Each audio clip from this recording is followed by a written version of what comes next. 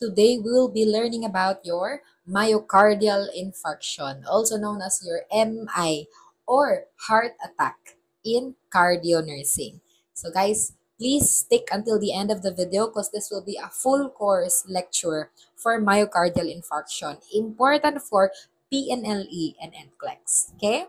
Pag sinabing myocardial infarction, yan yung tinatawag natin guys na heart attack.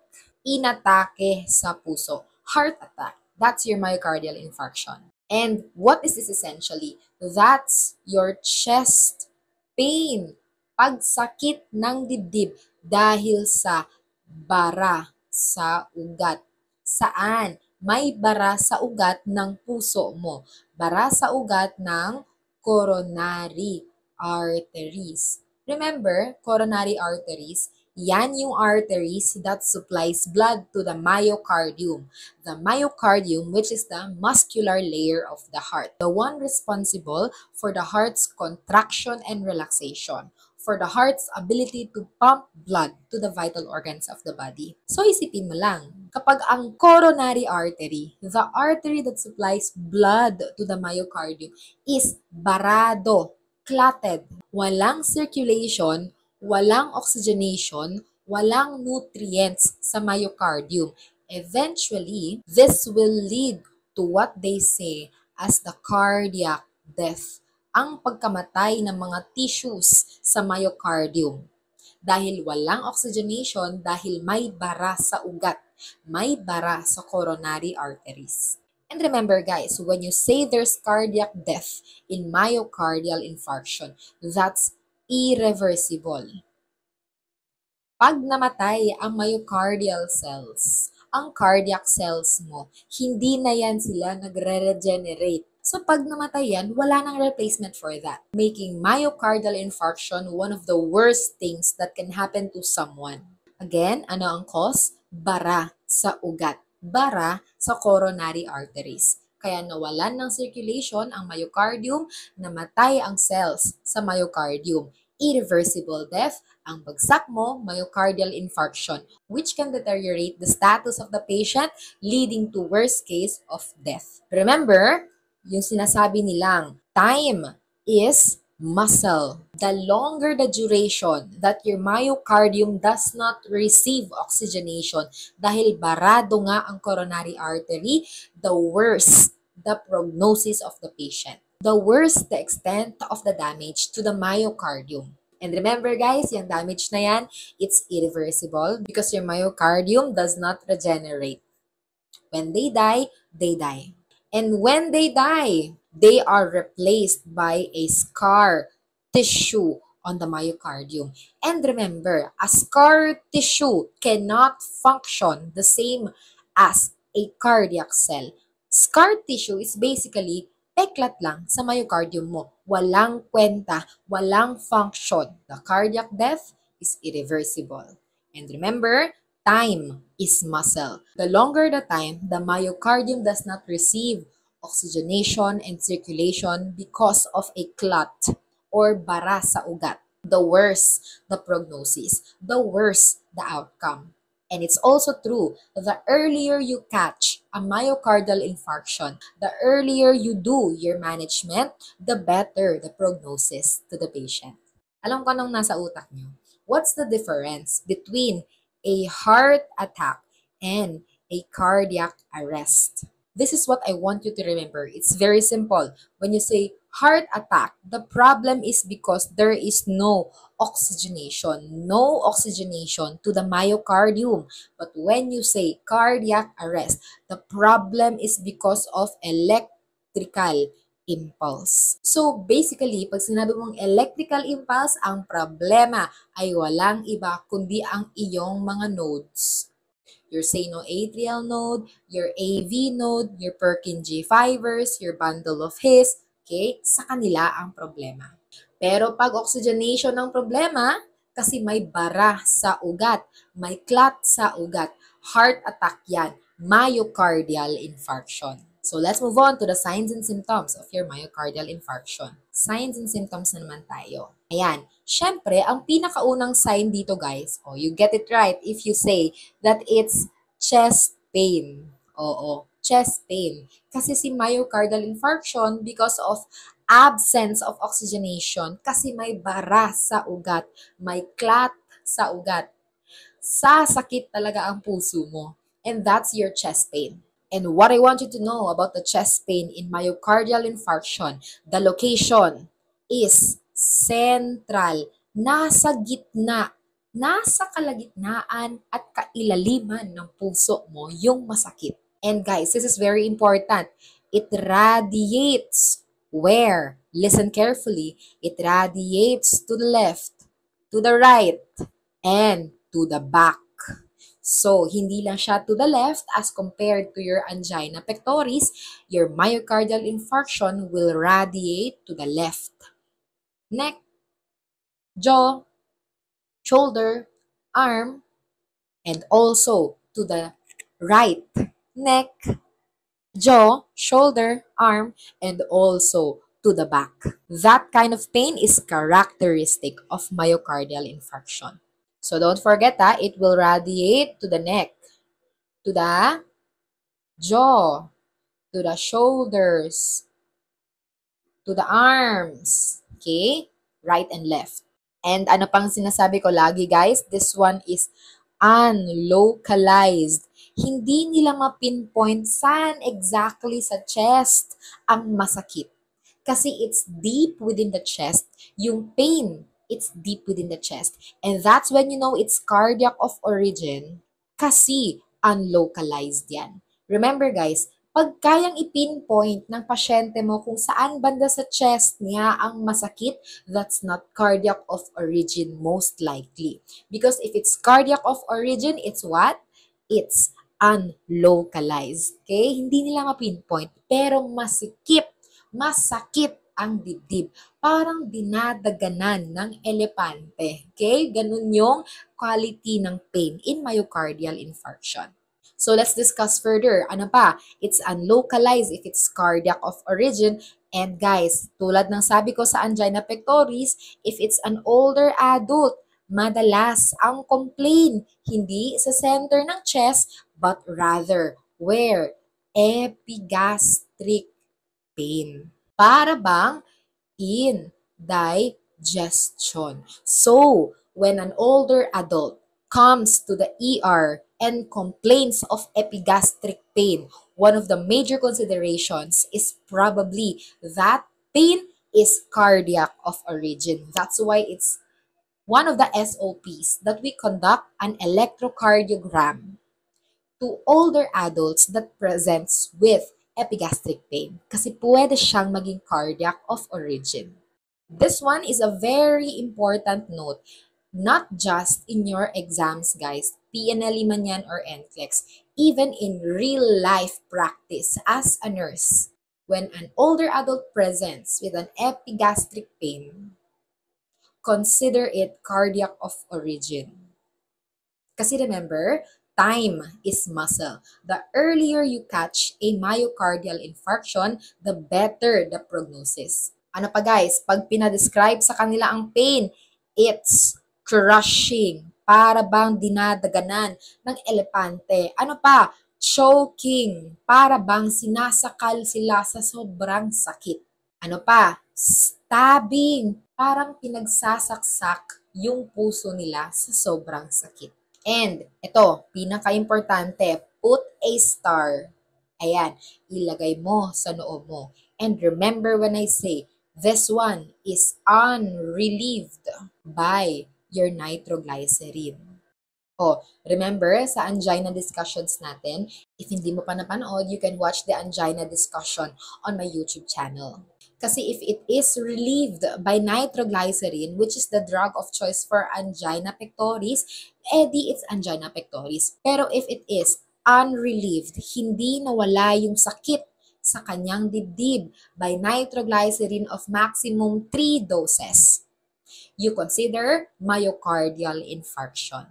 Kasi ano lang ang nakaka-relieve ng pain? Oh, write it down.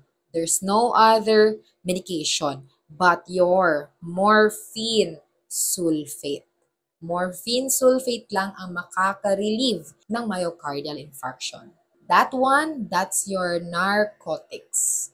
One of the strongest, most potent pain medications out there, your morphine sulfate.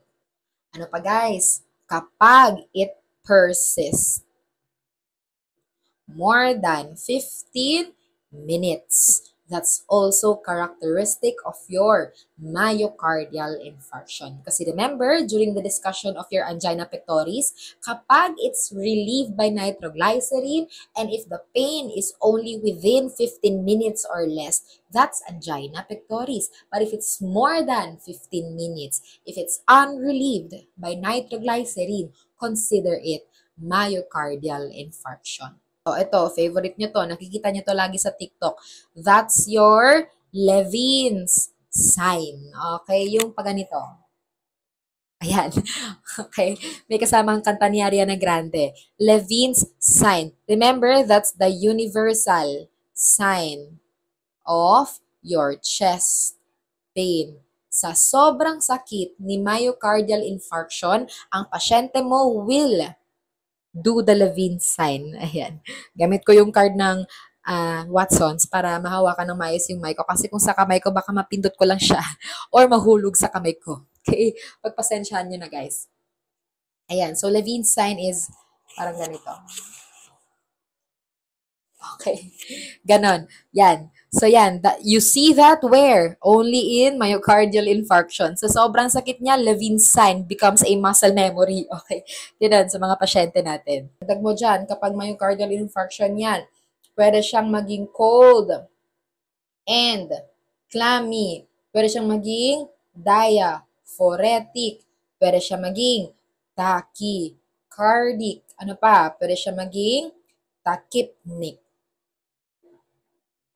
Yan. All because of a clot in the blood vessel, bara sa ugat, causing your myocardial infarction.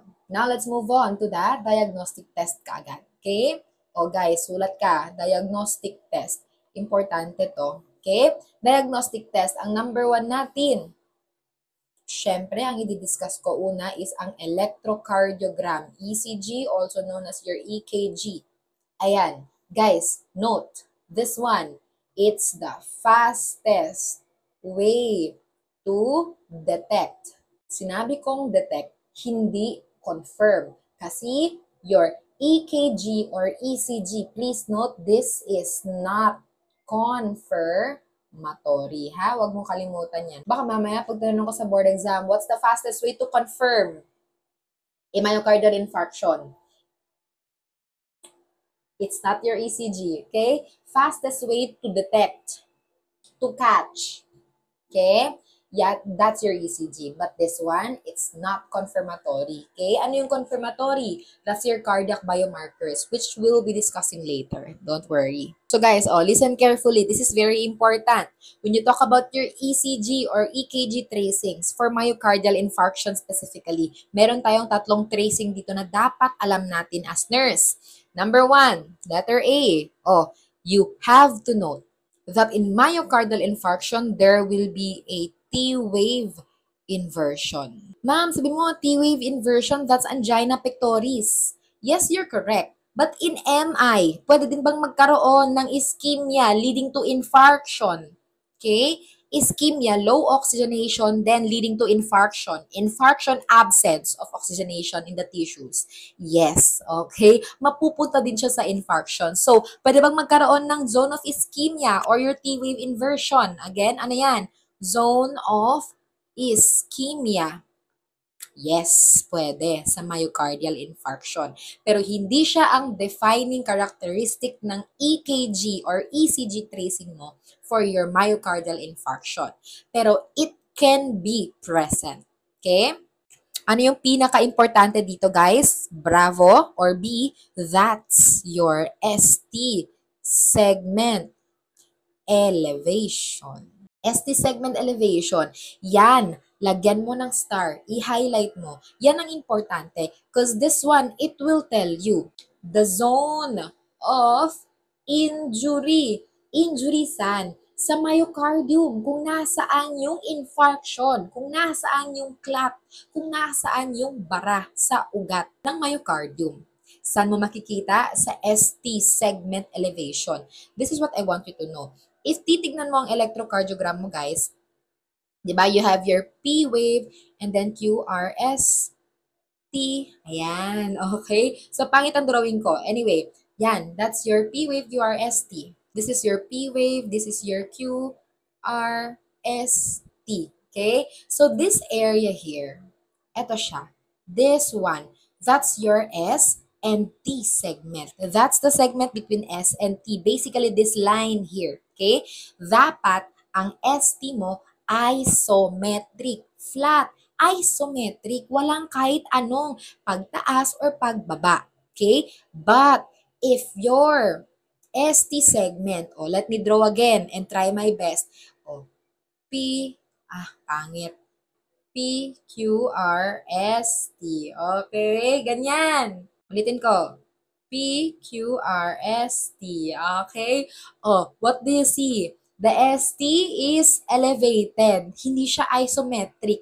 That one will indicate the zone of injury kung nasaan ang bara sa myocardium. Kaya it's very important to look for the ST segment elevation in myocardial infarction. And guys, please note, when you say ST elevation, that one is acute. The one happening right now. Acute.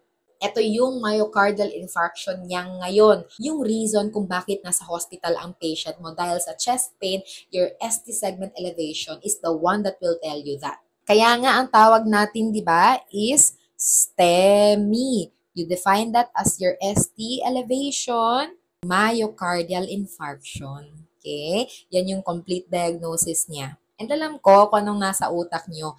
Ma'am, paano naman yung mga non-ST segment elevation, myocardial infarction? Yung mga N, STEMI. Okay?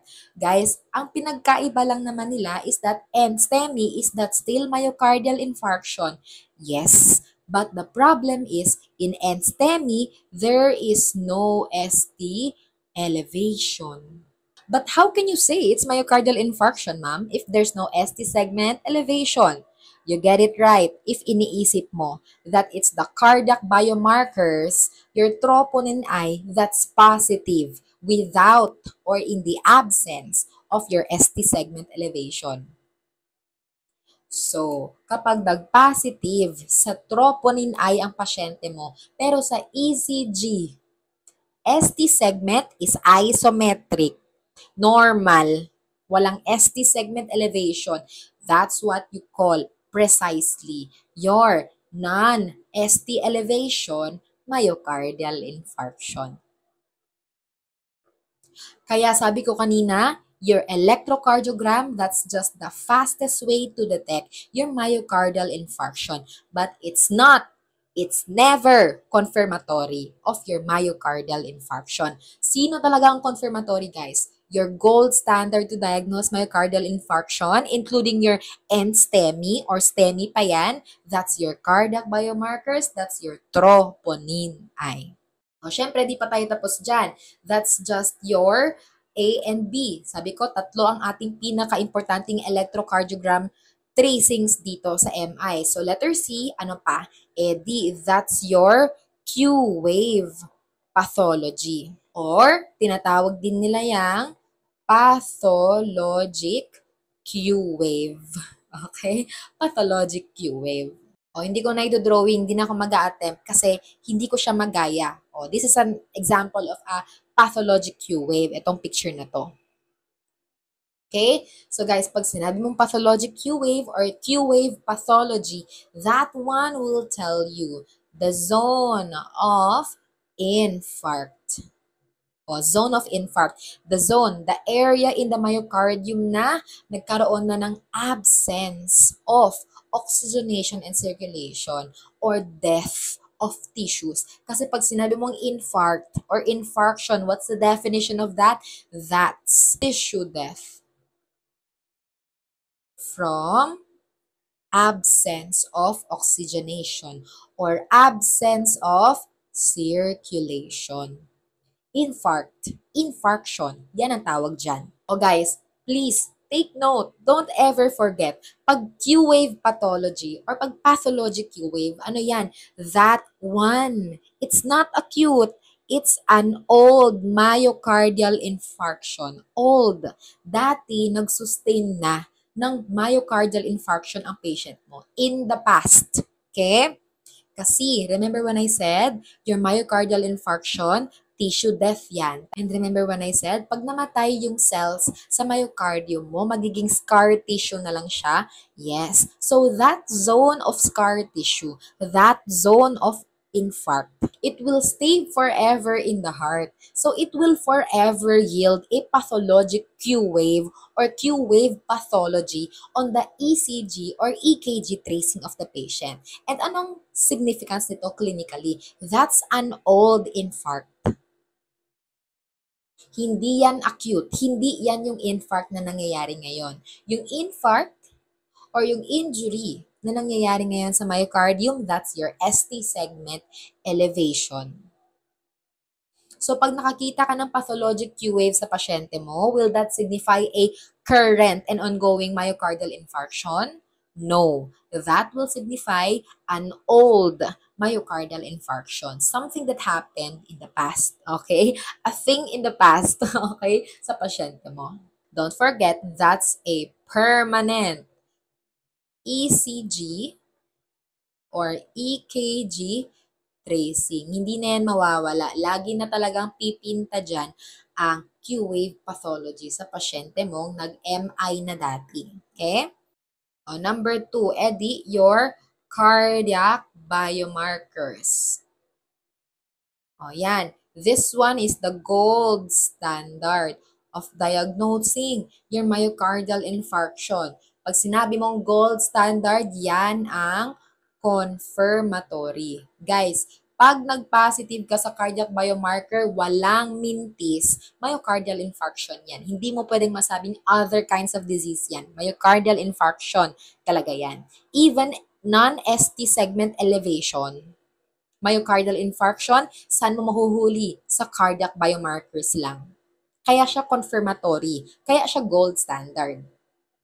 Oh, and remember, dito sa cardiac biomarkers mo guys, the concept is that every time a cell will die, they will release whatever proteins they have inside.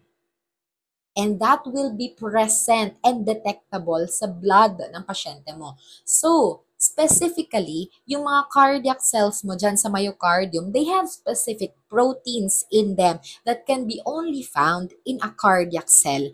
And when you find that in the blood vessel, sa dugo ng pasyente mo, meaning a cardiac cell just died. Okay? Kaya nag-positive siya sa cardiac biomarkers. Yun yung principle behind this test. So, meron tayong tatlong importanteng cardiac biomarkers that always appears in your exams. And sino-sino yan sila? Oh guys, don't forget. Number 1. Ang pinakasikat sa lahat, that's your troponin I. Siya na agad ang discuss natin. Huwag nang ibang troponin. Si troponin I, siya yung pinaka-specific, pinaka-cardiac specific sa lahat. Only found in cardiac cells. Wala nang iba. Hindi mo yan mahanap sa ibang klaseng cells sa katawan. Sa cardiac cells lang talaga. Kaya siyang pinaka-specific. Pag nag-elevate yan, myocardial infarction talaga yan. Remember, kailan yan siya nag-elevate? It elevates 1 to 2 hours. So, troponin I, para bang 2-ponin. Okay? 2-ponin. Troponin, 2-ponin. 2 hours. 1 to 2 hours ang pag-elevate niya. And then, it stays elevated. For how long in the blood? It will remain elevated for 2 weeks. Okay? Detectable sa blood mo yan for 2 weeks. Kaya si troponin I, it's really a good metric to diagnose and the gold standard to diagnose your myocardial infarction. O sino pa? Number 2, that's your CKMB. This one, it's non-specific to the cardiac cells. Kasi this one can also be found in other cells in the body. Guys, si CKMB guys, this one, it elevates within 4 to 6 hours from the onset of the pain. And then it stays elevated. For how long? 24 hours. Ayan. So, 4 to 6 hours, ilang letter ba yan? CKMB. 1, 2, 3, 4. So, better to remember in that way. Okay? And then, stays elevated in 24 pa rin na hours. So, the same, may 4 na number. Okay? Ano pa? Edi number 3. That's your myoglobin. Oh, mas lalo si myoglobin, guys. This is non-cardiac specific talaga kasi can be found in the muscles of the body, whatever part of the body na muscles, may myoglobin tayo dyan. That's the protein of the muscle, okay? Not just in the cardiac cells. So, non-specific talaga to. Pero can also elevate during a myocardial infarction. O, lagay mo dyan, it's non-specific. And fast test yan siya to elevate. Within 30 to 60 minutes, tataas na yan sa dugo, si myoglobin. And then, it stays elevated for 12 hours. Okay? Stays elevated for 12 hours. So, guys, si myoglobin, pag nag-elevate yan, hindi mo kaagad mako-conclude na myocardial infarction to. Kasi again, myoglobin can be found in different muscle parts of the body. So, pwede siyang mag-elevate kapag may muscle damage. For example, nag-gym ka. Okay? For example, na-aksidente ka, natamaan yung muscle mo. Namatay yung mga cells ng muscle mo. Oh, the same concept.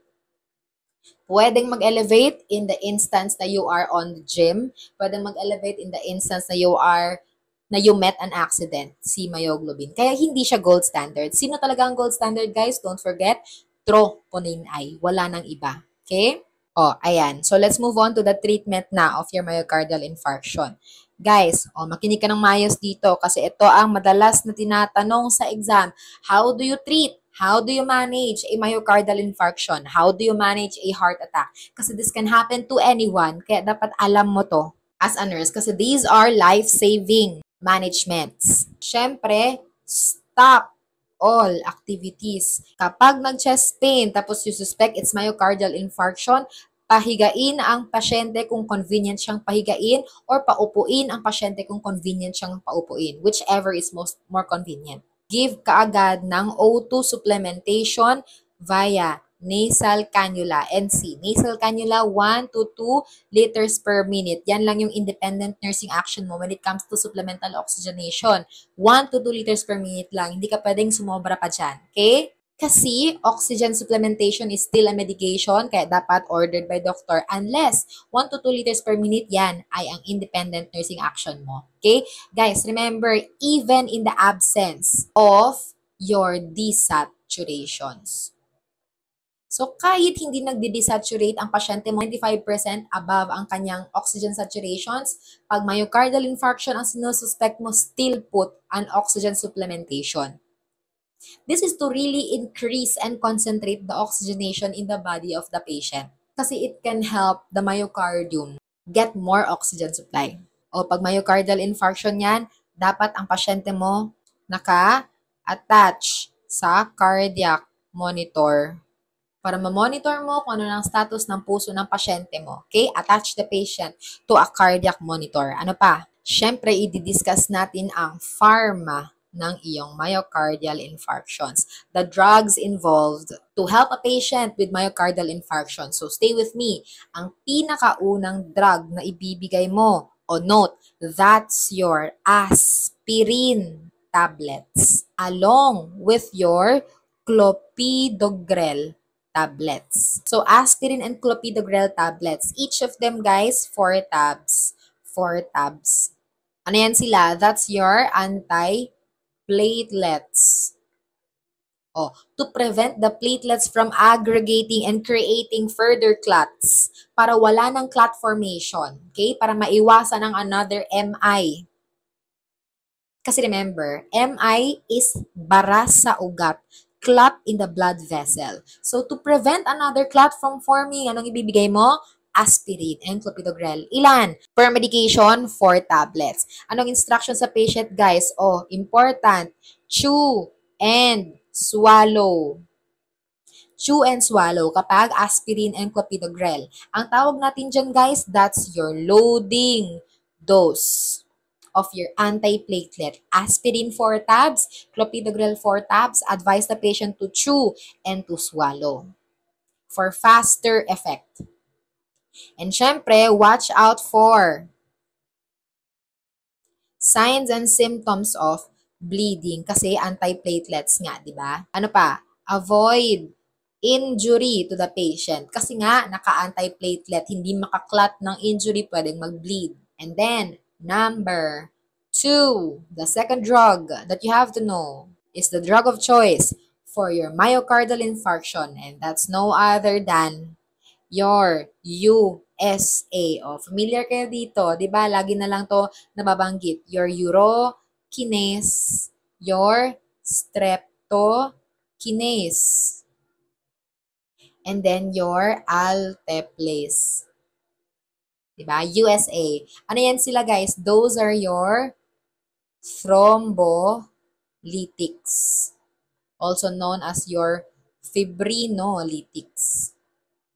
Ayan. So, nang ginagawa nila, guys, it will dissolve the clot. Diba? Precisely why it's the drug of choice for myocardial infarction kasi it will dissolve the clot. Eh, si myocardial infarction, bara sa ugat. Clot sa ugat. Diba? So, dissolve that clot to revascularize the coronary arteries. Kaya siya ang drug of choice. USA, urokinase, streptokinase, and alteplase. Oh, stay with me. This is very important when you talk about your USA or you talk about your thrombolytics therapy for myocardial infarction. Guys, listen carefully. This one, it is very time specific. It can only yield benefits for the patient if it is given within the first 30 minutes by the time the patient enters the emergency room until it reaches the needle or the syringe of your USA. Yan yung tinatawag nila na door-to-needle time. So, yung door-to-needle time mo, the moment the patient enters the hospital until the patient gets a dose of the USA, if it's confirmed to be a myocardial infarction, should be just within the first 30 minutes. Your door-to-needle time. That's the golden time to give your USA. More than that, more than 30 minutes, hindi na siya magiging therapeutic sa patient mo. Kasi remember, time is muscle. So, the longer the period na walang USA, walang thrombolytics ang pasyente mo, the moment they enter the ER and then you have detected its myocardial infarction, the worse the outcome or the prognosis of the patient. O, remember, kapag ikaw ay nagbibigay ng USA, pag may thrombolytics, guys, pag thrombolytics yan, meron tayong mga contraindication. Ito ang favorite ng exam question. Ang contraindication ng iyong thrombolytics. Please, ilalagay ko na number 1, naka-red, okay? Number 1, kapag ang pasyente mo may uncontrolled hypertension. Uncontrolled hypertension. Ayan. Why? Kasi guys, an uncontrolled hypertension, sobrang taas na blood pressure, it increases the risk of your hemorrhagic stroke. So, hemorrhagic stroke, bleed sa brain. Tama? Yes. So, pag nag-bleed yung brain mo, tapos naka-thrombolytics ka, will you be able to clot the bleed? No, you cannot. Kaya contraindicated yan pag may uncontrolled hypertension ng pasyente mo kasi it increases the risk of hemorrhagic stroke, a stroke that you cannot clot if you are under thrombolytics therapy.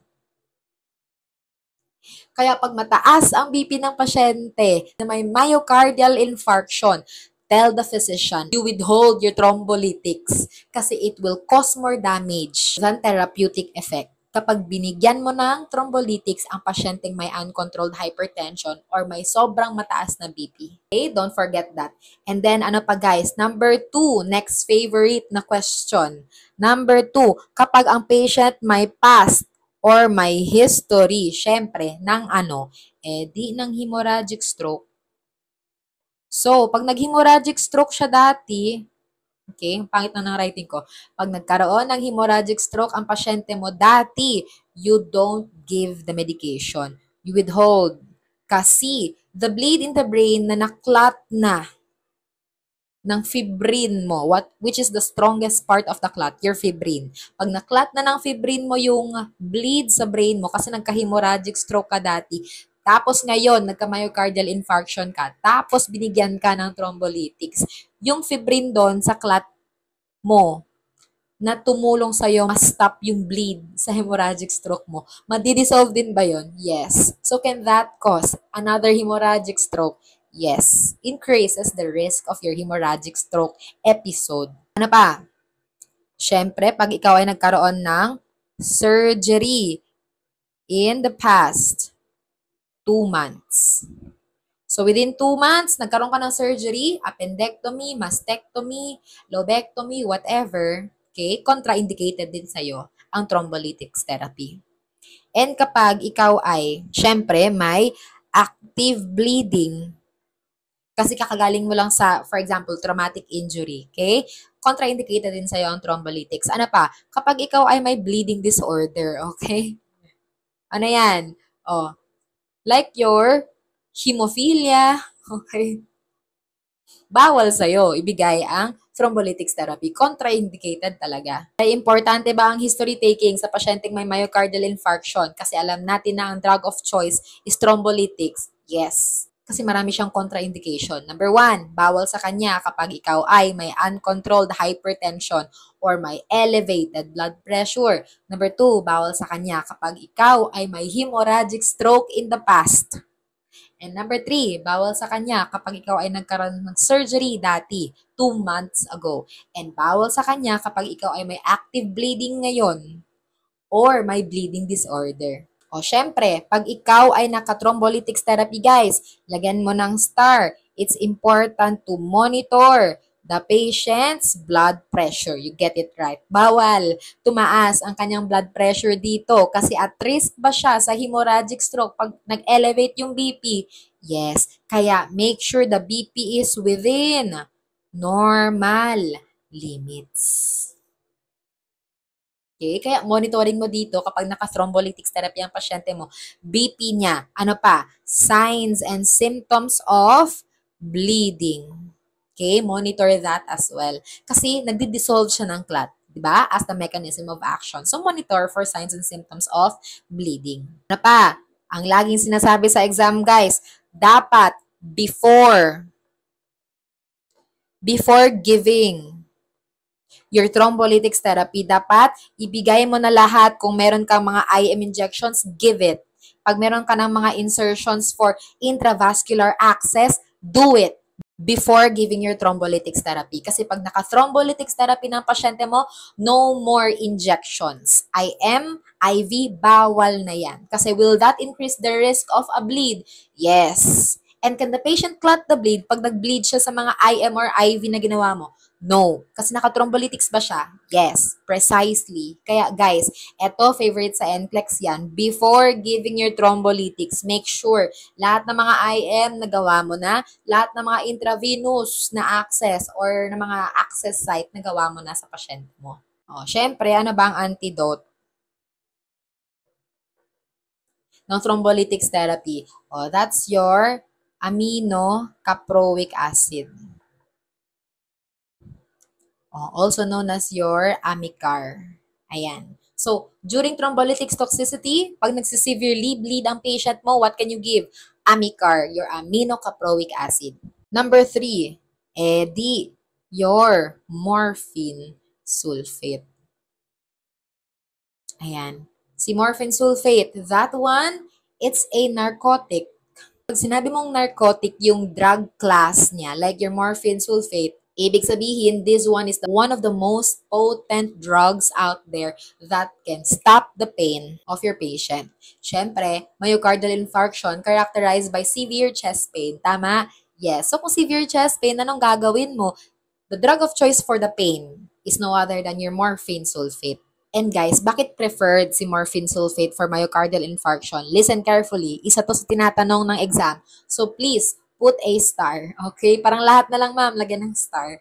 Guys, it will decrease the pain And kapag nag-decrease ang chest pain ng pasyente mo, naturally, that will decrease their anxiety. And kapag nag-decrease ang anxiety nila, that will decrease the cardiac workload. So, do you need the cardiac workload of the patient with a myocardial infarction to go down para mas makarelax yung puso? Yes. Para mas bumaba yung oxygen consumption ng myocardium? Yes. To prevent further deterioration of the cardiac cells in the absence of oxygenation? Yes, exactly. That's why morphine sulfate is one of the best medications you can give for the pain of your myocardial infarction kasi it will decrease the pain, kasi it decreases the anxiety of the patient, kasi it will relax the patient, di ba? Relaxing yung morphine sulfate, di ba? Kasi it's a narcotic, di ba? And then, therefore, it will also decrease the cardiac workload of the heart. Another one, please put a star. Dito madalas magkamali ang mga nursing student pag tinanong sila ano ang side effect ng morphine sulfate. Guys, wag kang magkakamali Anong side effect ng morphine sulfate? No other than your constipation.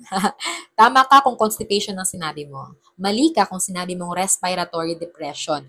Kasi that's put another star. That's the adverse effect. Ano yung adverse effect niya, guys? That's your respiratory depression.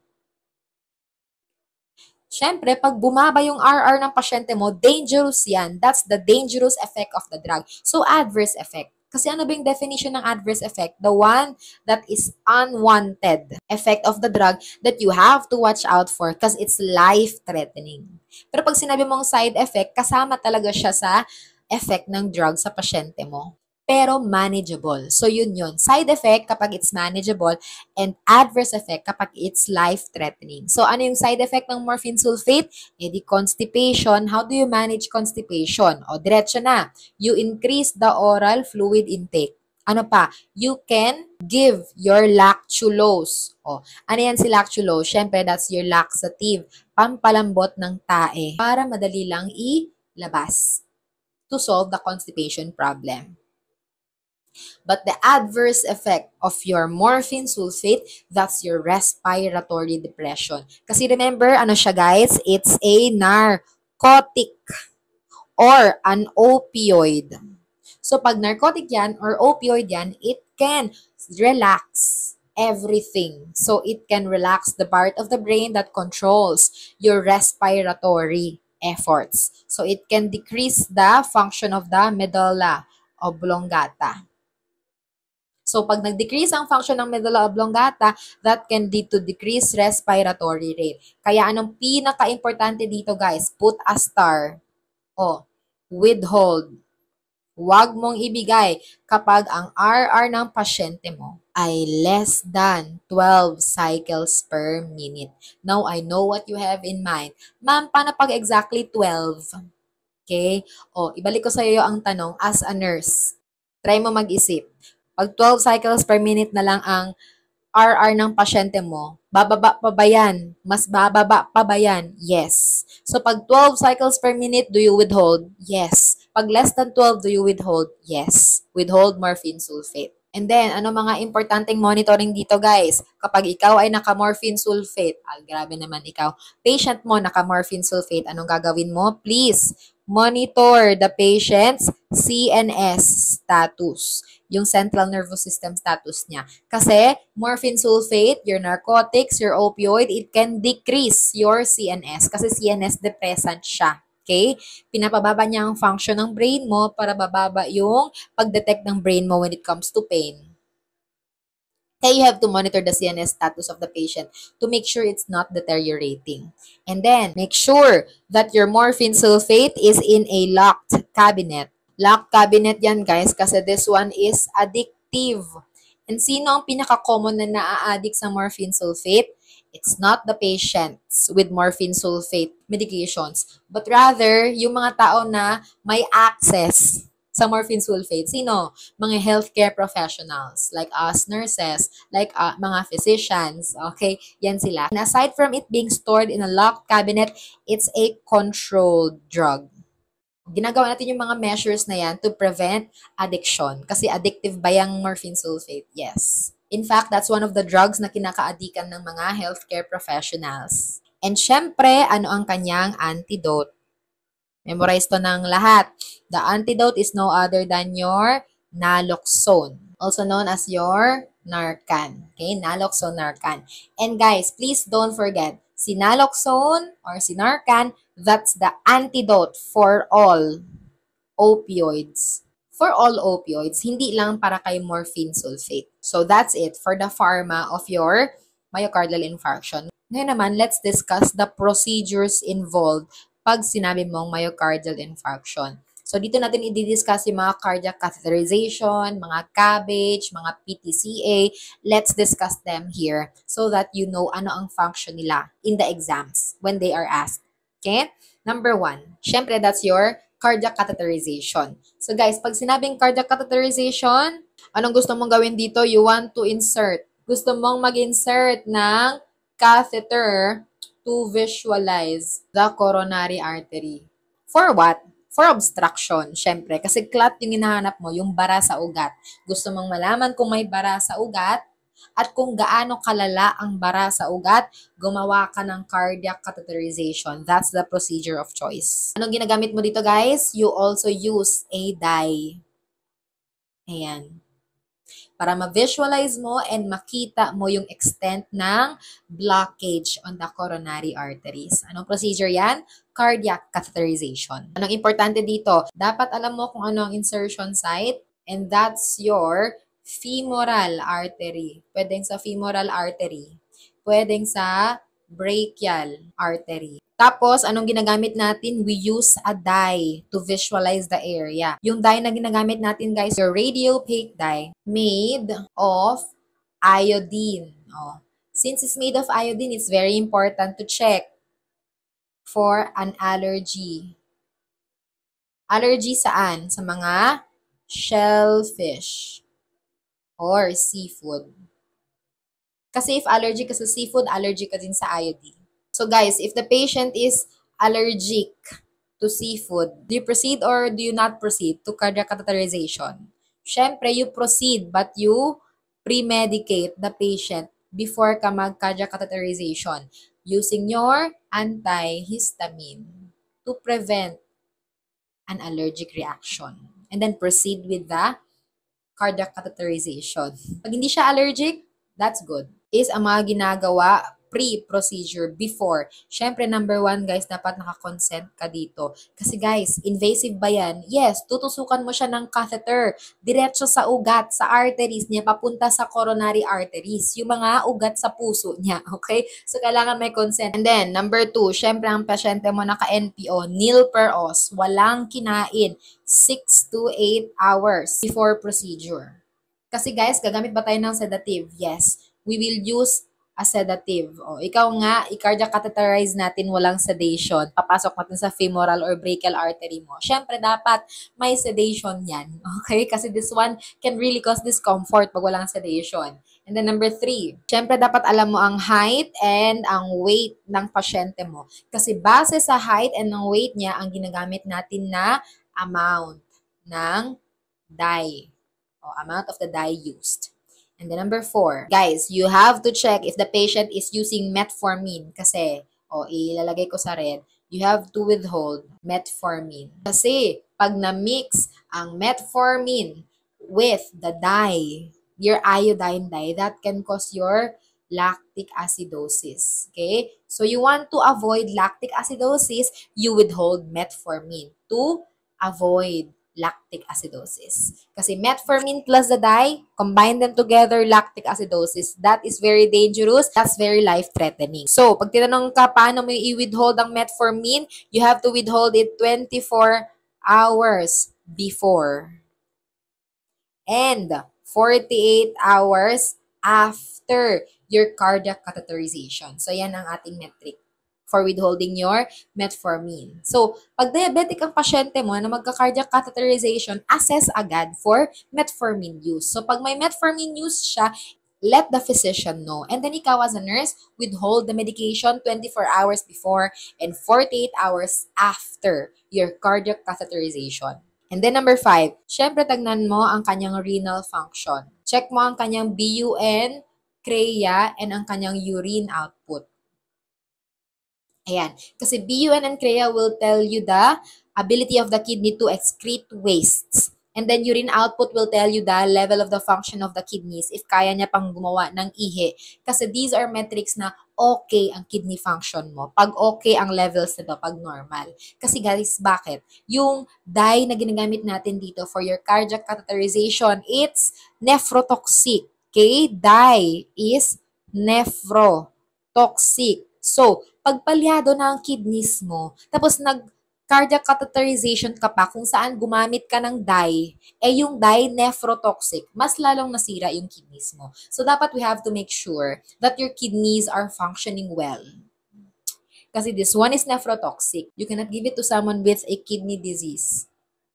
And especially so, ang excretion kasi ng dye, sulat mo dyan, dye excretion is through the kidneys. Okay?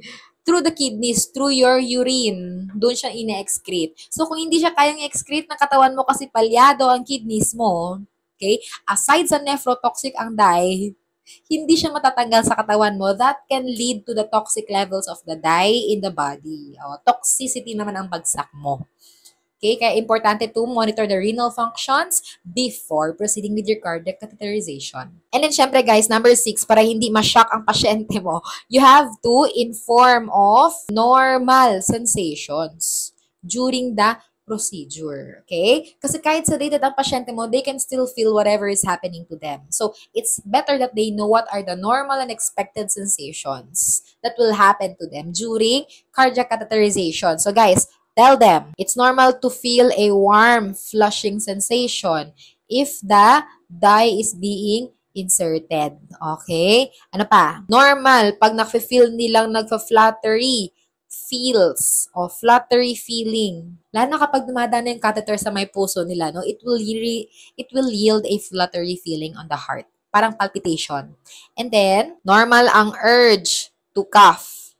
Okay? Ano pa? Urge to void. Feeling mo na iihi ka, normal din yan. Ano pa? Syempre, metallic taste in the mouth. Yan. Those are normal and expected sensations during cardiac catheterization and the insertion of the dye. Those are your pre-considerations for cardiac catheterization. Now, let's look at the post. After cardiac catheterization, anong ina-expect natin as nurses? Number 1, guys, pag tinanong ka ng priority after cardiac catheterization, please, do not forget, bleeding. Okay? Walang iba, kundi bleeding. Kasi guys, ano ang insertion site mo? Artery. Artery is the insertion site. Kapag artery, malakas ba ang pressure ng blood doon? Yes. So, pag natanggal mo na yung catheter, since mataas ang pressure ng blood doon, pulsating nga, di ba? Pag arterial bleed, pulsating yan. Di mas mahirap gumawa ng clot, okay? Kasi malakas ang pressure ng blood.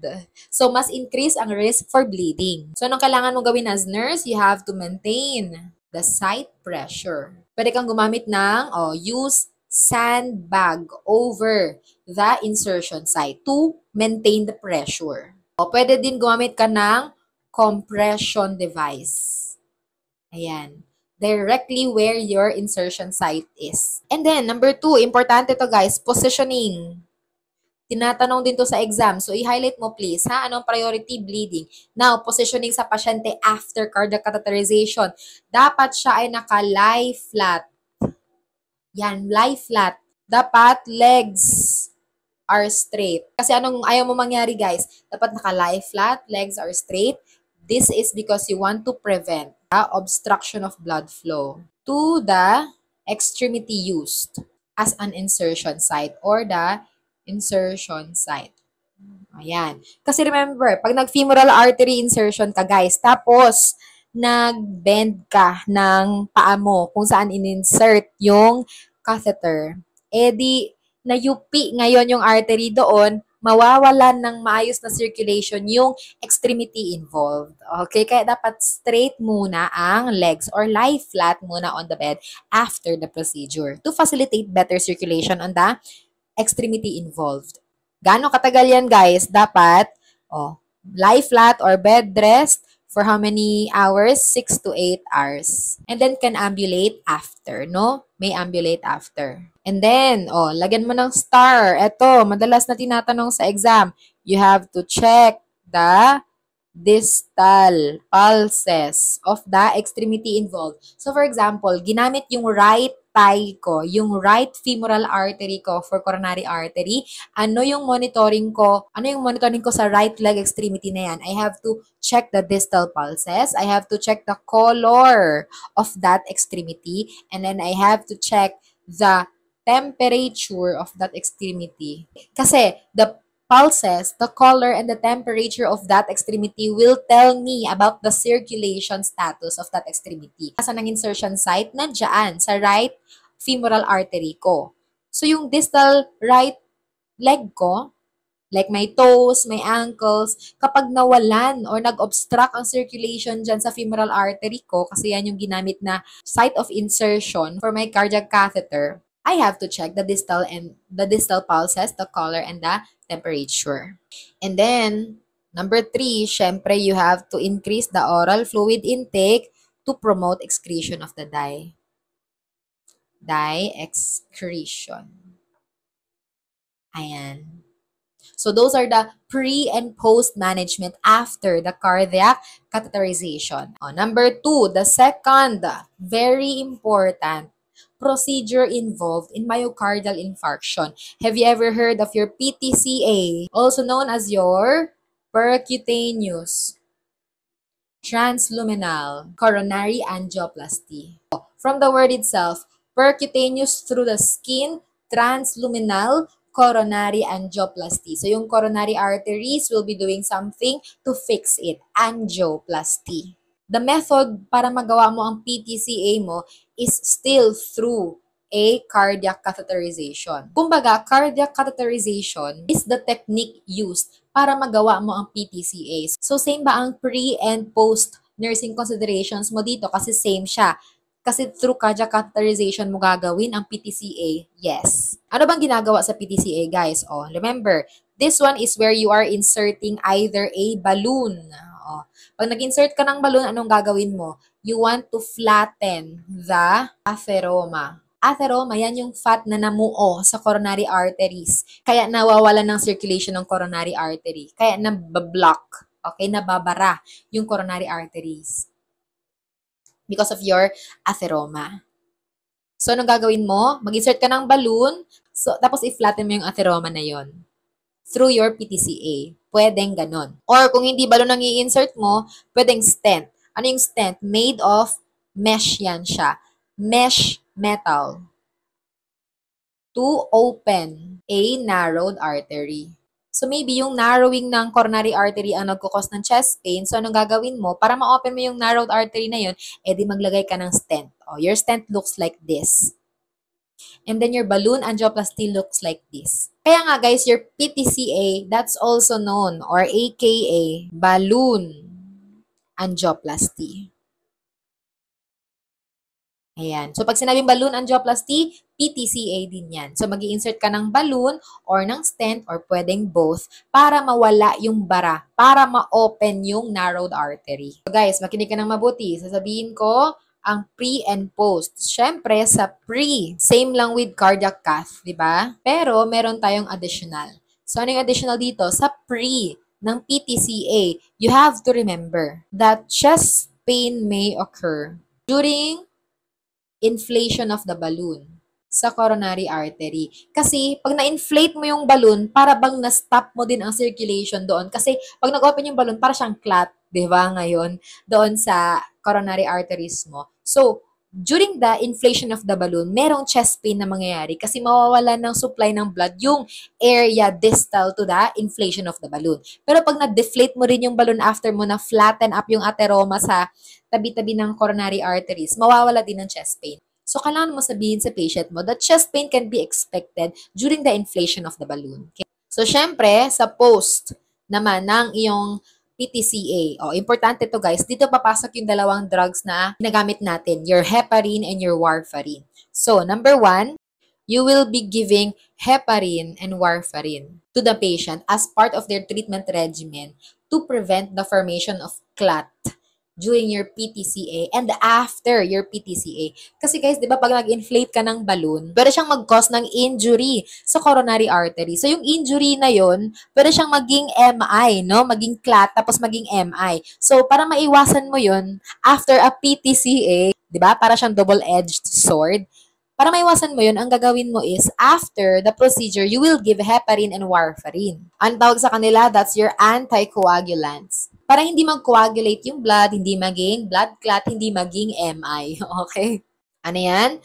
To prevent clot formation. Tingnan natin.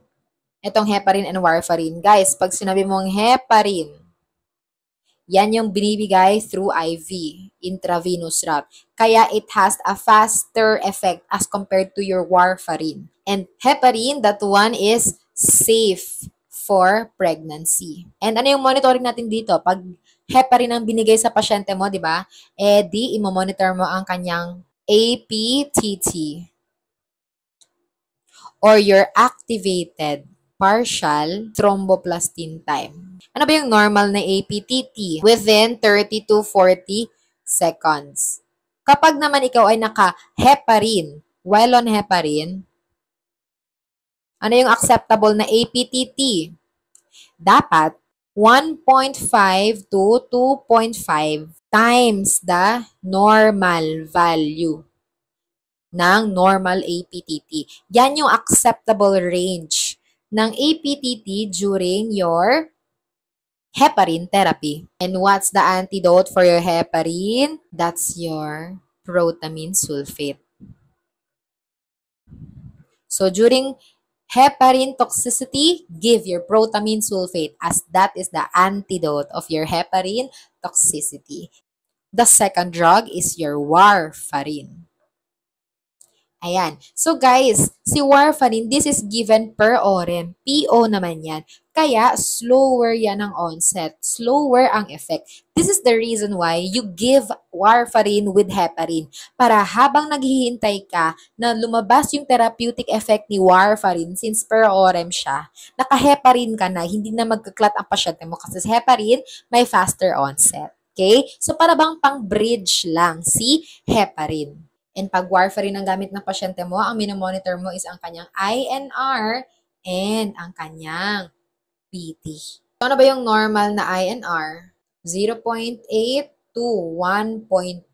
And kapag ikaw ay naka-warfarin, on warfarin, warfarin, ito naman ako magsulat, dapat your INR should be within the range of 2 to 3. And ano ang normal na PT or your prothrombin time. PT is your prothrombin time. 11 to 12.5 seconds. And kapag ikaw ay on warfarin, ang normal na PT or prothrombin time therapeutic range should be within 1.5 to 2 times the normal value of your PT.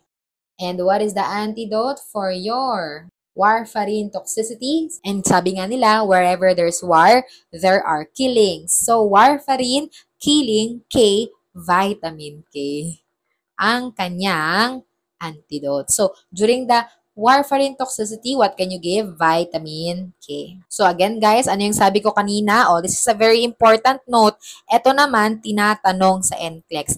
When you have warfarin plus heparin, the note here is that you take these two medications at the same time. Even they are both anticoagulants. Kasi for acute, ang gagamitin mo is the heparin effect. Kasi faster effect siya as compared to warfarin. But for maintenance, to prevent formation of thrombus, kasi thrombus or clot man talaga ang problema sa myocardial infarction. Tama? You give your warfarin. Hindi ka naman pwedeng mag-heparin forever. Warfarin yung ginagamit mo. So, sinasabayan sila, heparin and warfarin, and you call that your bridge therapy. Kasi while waiting for the onset or therapeutic effect of the warfarin para may maintenance yung pasyente mo, you rely on the acute or the faster onset of effect of the heparin. And lastly, number 3, ang last and important procedure na ginagawa kapag ikaw ay may MI, that's your CABG. Narinig nyo na yan. CABG, CABG, okay? Also known as your coronary artery bypass graft. Ayan, coronary artery bypass graft. Exactly what it means is the word itself. Yung coronary artery mo, iba-bypass natin siya using a graft or a created vessel para magkaroon ng circulation yung area ng myocardium na may bara ang ugat. So guys, it's important to know kailan ba ginagawa ang CABG. This is done when there are multiple obstructions in the coronary artery. Pag masyadong maraming bara ang coronary artery, the best procedure to do is your CABG. And when the obstruction is in the LADA, remember, pag nasa LADA ang obstruction or your left anterior descending artery, pag yan ang obstructed, yan ang barado sa puso mo, that's dangerous and life-threatening. Kaya it necessitates a CABG operation or CABG operation. Kasi pag LADA ang obstructed, guys, just imagine, the left side of the heart is the strongest ventricle, the one that directly supplies blood to the rest of the body, the one that carries oxygenated blood, correct? So kapag yung part na yan, ang artery na occluded, at risk talaga ang buong katawan, ang mga vital organs sa body na mawalan ng circulation. Kaya pag yan ang obstructed, CABG ang gagawin sa pasyente mo or CABG, coronary artery bypass graft. And lastly, when the patient is unresponsive to the treatment. Meaning, lahat na ng gamot na try mo na sa kanya pero hindi pa rin umubra. Na try mo na mag-cardiac catheterization, mag-PTCA, hindi pa rin umubra, ano na ang last na gawin mo? CABG. CABG na. And guys, etong CABG, that's an open heart surgery. That's why there's a lot of risks involved and complications involved in the CABG operation because it's an open heart surgery and one that can really help the patient if ever there's lesser complication of the surgery kasi it can really vascularize the myocardium na nagkaroon ng bara yung coronary arteries na nagsusupply ng blood sa kanya. Kasi dito sa CABG, guys, the surgeons, they will put a collateral circulation on the part of the myocardium na may bara ang coronary arteries. So, bahala na yung bara kasi lalagyan naman yan ng surgeon ng additional blood vessel para yung blood vessel na yun, yung collateral circulation na yun, ang magsusupply ng circulation sa myocardium na yan para hindi siya mamatay. Gagawa ka ng collateral circulation on the area involved. Okay? And ano yung ginagamit mo? Na vessels. That can be your great saphenous vein. Okay? Na hindi naman nagagamit dyan sa may lower extremity mo, di ilagay na lang natin sa puso mo para may circulation yung puso mo kasi yung puso mo naman ang nagbibigay ng supply ng dugo sa buong katawan. Okay? Kaya worthy of saving ang puso mo. Di bigay natin sa kanya si great saphenous vein. Pag hindi naman si great saphenous vein, sino naman ang pwede gamitin, guys? Di si internal mammary artery. Ayan. So, ito si internal mammary artery. From the word itself, it's an artery that supplies blood to the mammary glands. Okay? So, kumbaga, wala namang kwenta yung dede mo kung wala kang puso. Tama? So, ilagay na lang natin yung blood vessel na yan sa puso mo para ikaw ay mas humaba pa ang buhay. Okay? So, dun na siya. Siyempre, pag-usapan natin ang mga pre-nursing considerations before the open heart surgery or your CABG. Number 1, invasive yan. Bubuksan mo ang kanyang chest. Bubuksan mo ang kanyang puso. Consent. Consent is needed. And then number 2, ito, tandaan mo, tinatanong sa NCLEX, the medications that you withhold 12 hours before you withhold your digitalis. medications like your digoxin. For 3 days, withhold your diuretics. Yang mga furosemide, spironolactone, thiazide, withhold mo for 3 days before the surgery. And then 1 week, i-withhold mo ang iyong mga anticoagulants. Like your aspirin, clopidogrel, heparin, sino pa? Warfarin, sino pa? Yung mga apixaban. Yan. Mga anticoagulants din sila. You have to withhold them 1 week before the procedure. 3 days before the procedure, the diuretics. Then 12 hours before the procedure, your digitalis or your digoxin. And then, post-procedure naman, you have to note that the patient will be on mechanical ventilator. Siyempre, kaka-open heart surgery mo lang. Sa mech vent muna siya hihinga. Sa mech vent muna ang magiging baga ng pasyente mo. And then number 2, there will be chest tubes in place in order to drain excess blood during surgery and other fluids sa chest.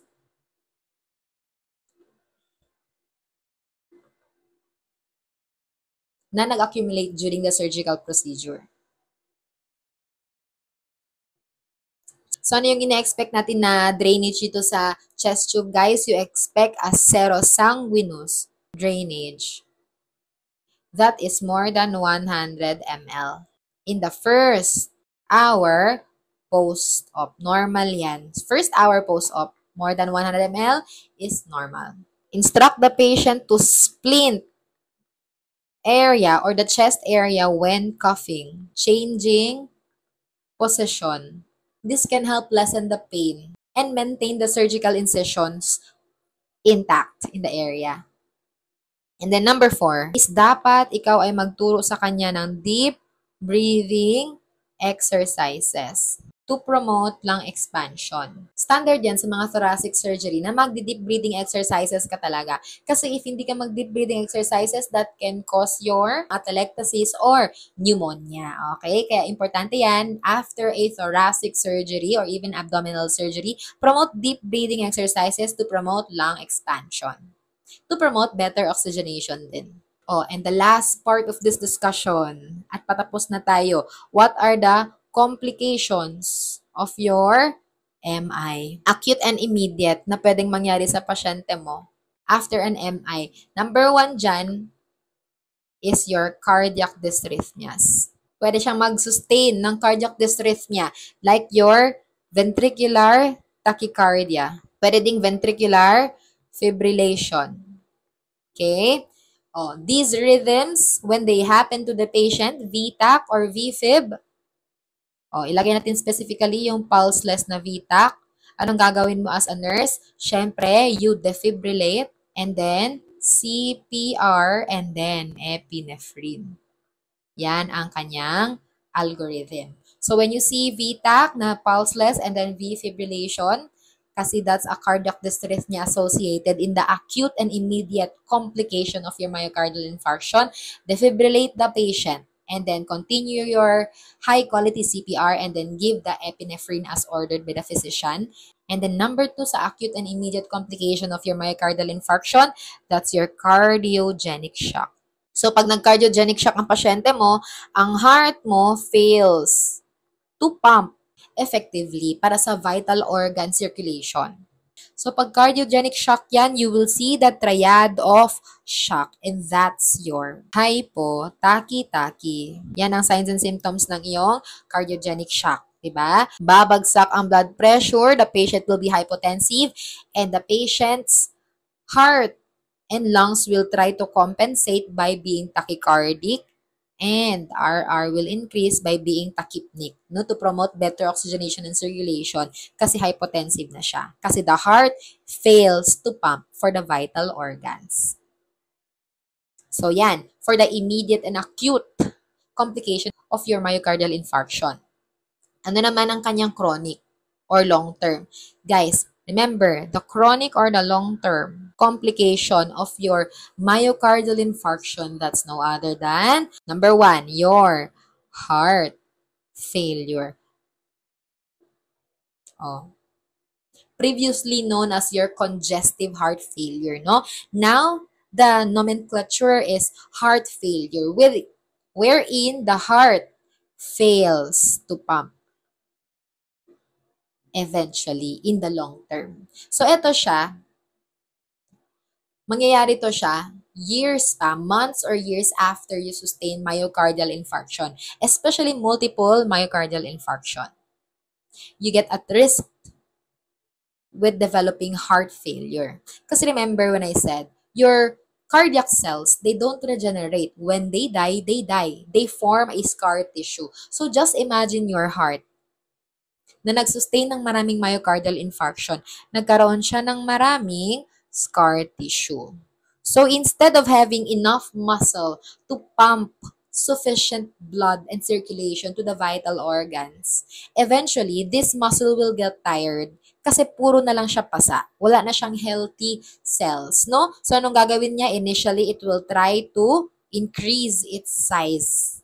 Mag-hypertrophy siya. Pag pinalaki niya ang mga cells niya, kasi hindi niya man kaya mag-regenerate, so papalakihin niya yung mga cells niya. But eventually, a big heart is a weak heart. Kaya anong mangyayari sa kanya? Magiging tachycardic lang siya in order to compensate, but eventually, the heart will get tired to pump and pump and pump. Puro na lang siya scar tissue. And then eventually, the heart will fail to be a pump, will fail to deliver the tissues and the vital organs the much needed circulation and oxygenation. That's when you get your heart failure. Ayan. So, that's all. Hope you learned about myocardial infarction, and there will be more series of lecture, guys. Thanks for the support. Bye!